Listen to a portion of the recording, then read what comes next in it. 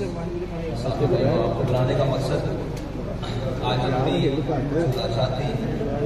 جو قوم کے حوالے سے تھی، اور وہ جو گزشتہ تقریباً 1 سال سے ہمارے اوپر حکمران مسلط ہے، جن کو رجیم چینج کے نام پر پاکستان کے اندر لانچ کیا گیا، اور جو اس وعدے کے اوپر آئے تھے پاکستان کے اندر کہ ہم اپنے کپڑے بیچ کر قوم کو سہولتیں فراہم کریں گے، انہوں نے اپنے کپڑے کیا بیچنے تھے بلکہ قوم کو جو فطری لباس پہنایا گیا یعنی کہ ماس اور گوشت وہ بھی نوچنا شروع کر دیا ہے، اور جن کے دعوے بلند و بانگ تھے کہ اسحاق ڈار صاحب پاکستان میں آئیں گے اور پاکستان کی معیشت اس رو میں بہنا شروع ہو جائے گی کہ یہاں ہر کوئی خوشحال ہو جائے گا، یہاں 2 وقت کی روٹی لوگوں کو آسان ہو جائے گی، غریب خوشحال ہو جائے گا، لیکن غریب کی بدحالی اور ضرورحالی اس نہج تک جا پہنچی ہے کہ وہ جماعت جو ایک دینی عقائد اور دینی اقدار کے حوالے سے اپنا موقف رکھتی ہے،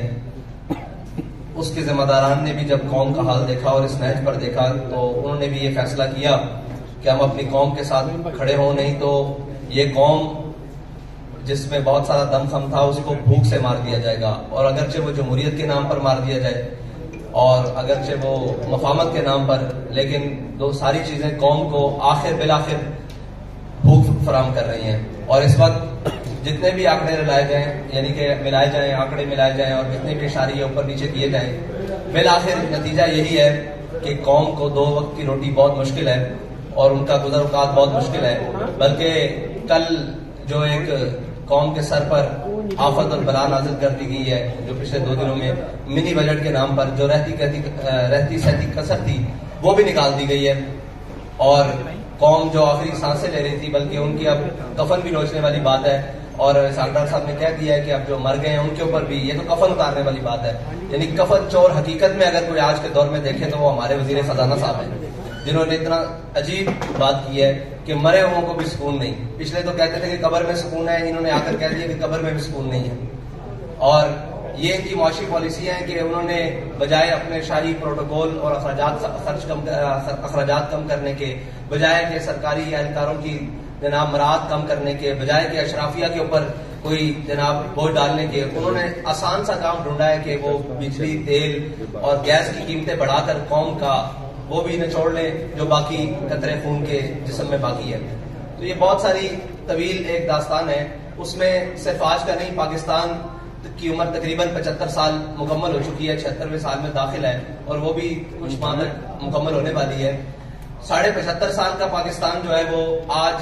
23ویں مرتبہ IMF کے دروازے پر پھر کھڑا ہے، اور پاکستان کے قرضے جو پچھلے 1 سال میں 23% بڑھ چکے ہیں، اور تقریباً آج کی جنگ اخبار کی رپورٹ کے مطابق تقریباً پاکستان 50,996 ارب تک مقروض ہو چکا ہے، اور اندرونی اور بیرونی جو واجبات ہیں قرض ہیں وہ ایک علیحدہ ہے، اور مہنگائی جو تھی وہ 12.3% تھی پچھلے سال، اور جو اب بڑھ کر 25.3%۔ یہ سارے اشاریے ہیں جن کو ہم حکومت ملائے، اپوزیشن ملائے، کوئی بھی ملائے، اور دنیا کا سب سے بہترین اکانومسٹ بھی ملائے، لیکن آخر بات یہ ہے کہ پاکستان کا غریب، پاکستان کے متوسط طبقے اور سارے طبقے پاکستان کے اس وقت مہنگائی کی صورت میں الجھ چکے ہیں، اور بے یقینی کی صورتحال یہ ہے کہ آج اب پاکستان کی منڈیاں ہوں، پاکستان کے کاروبار ہوں، تجارتی مراکز ہوں، ہر کوئی پریشان ہے کہ کسی بھی چیز کو استحکام نہیں ہے۔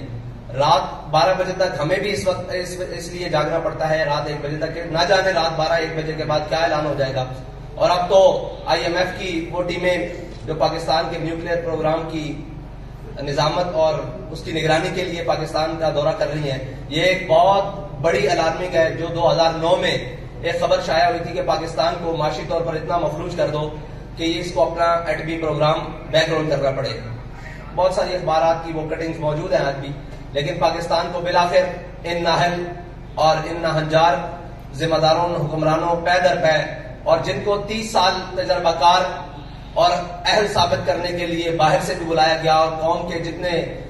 پنجابی میں ایک بات کرے چھترے بکرے تھے ان سب کو ایک جگہ پر اکٹھا کر کے کہا گیا کہ یہ قوم کو جناب بڑا ریلیف دیں گے۔ ان تجربہ کاروں نے جو قوم کی آخری جناب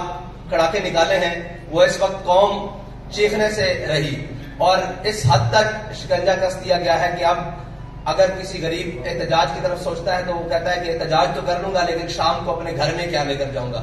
اس حد تک قوم کو نچوڑ دیا گیا ہے اور اس حد تک قوم کو لے جایا جا چکا ہے. اس پر ہم نے کہا تھا کہ آپ نے جتنا بھی مہنگائی کی ہے آپ رک جائیں, یہاں پر پیٹرول کی قیمتیں نہیں بڑھائیں. لیکن انہوں نے بضد ہو کر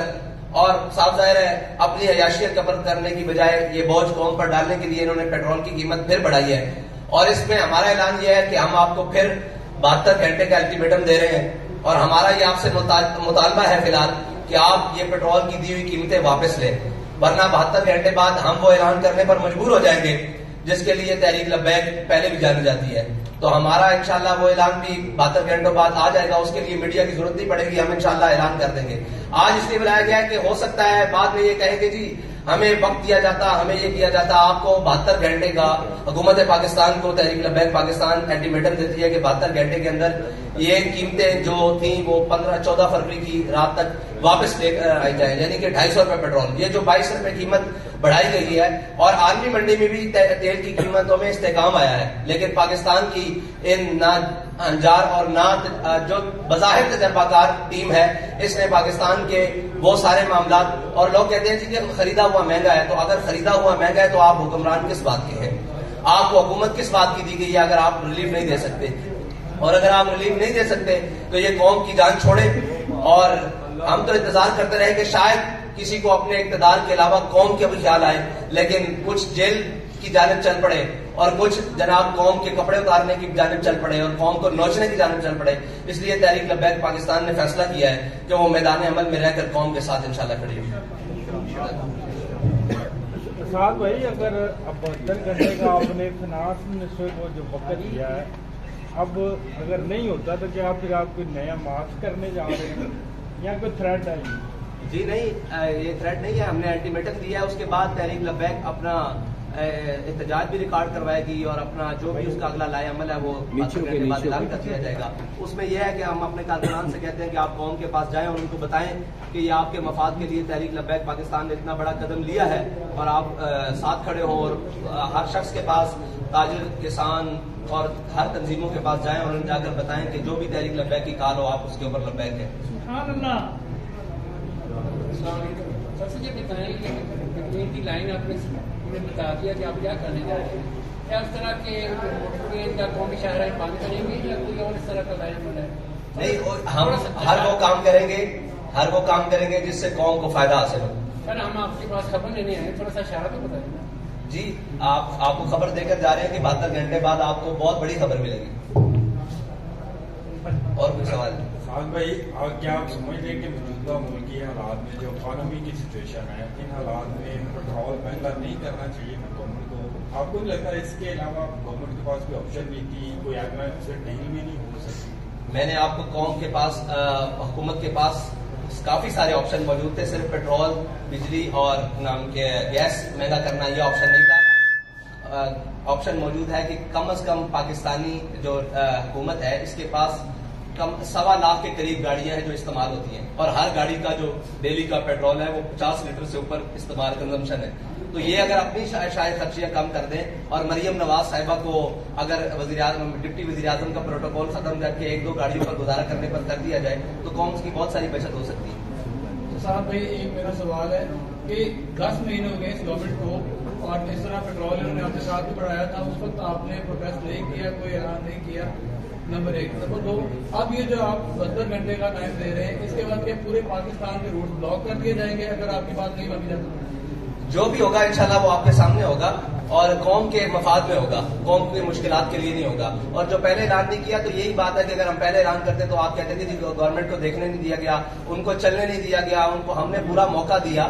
اور پوری قوم نے موقع دیا کہ شاید یہ کچھ کر سکیں, لیکن انہوں نے کچھ بھی نہیں کیا. اور شاید یہ اپنے کپڑے بیچ دیں, شاید یہ اپنے اثاثے بیچ کر پاکستان کے خزانے میں جمع کروائیں, آدھے پورے تو نہیں آدھے, لیکن انہوں نے کچھ بھی نہیں کیا بلکہ مزید قوم کا نقصان کیا. تو اس لیے ہم اعلان کرنے پر مجبور ہو گئے. میں بتا چکا ہوں کہ ہم آخری حد تک دیکھتے گئے کہ پاکستانی کی حالت کیا ہے. جب ہم نے دیکھا کہ اس کے پلوں سے پانی گزر چکا ہے تو اب ہمارا میدان میں آنا پڑتا ہے. سر یہ حکومت سے اگر آپ بچت کی توقع کرتے ہیں تو اس کے اقدامات بھی یقیناً کوئی نظر آنے چاہیے, کیونکہ تقریباً 100 کے قریب وزیر ہیں पहले 70 थे, फिर आस्था करते करते 100 हो गए। आप पहले इक़दाम के तौर पर इनसे मुतालबा करते हैं कि 100 जो वज़ीर या मुशीर हैं उनको बरतरफ करके जो उनकी बचत है वो कौम के लिए की जाए। जी, आप 100 वजीर रखें लेकिन जो उनके अखराजात हैं वो जीरो कर दें। बराए करम 200 रख लें मुशीर, लेकिन जो उनके अखराजात कौम के उनके ऊपर खर्च हो रहे हैं वो कम कर दें और वो जीरो कर दें और वो कौम के में कर दें। तो हमें इससे गर्ज नहीं है 500 मुशीर रख लें। जिले शाह साहब आखिरी क्वेश्चन आप रहने दें, अब बाकियों को भी मौका दें।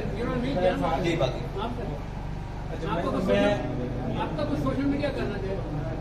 मैं सिर्फ एक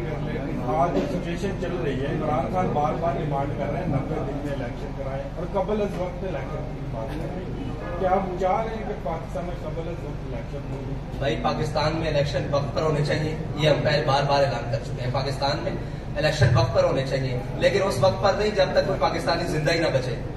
और सारे गरीब पाकिस्तानी मर जाए। ये हम कह रहे हैं कि पाकिस्तान के इलेक्शन वक्त पर होने चाहिए, लेकिन गरीब को जिंदा रहने के लिए मौका देना चाहिए, तब तक ही नहीं। बहुत शुक्रिया।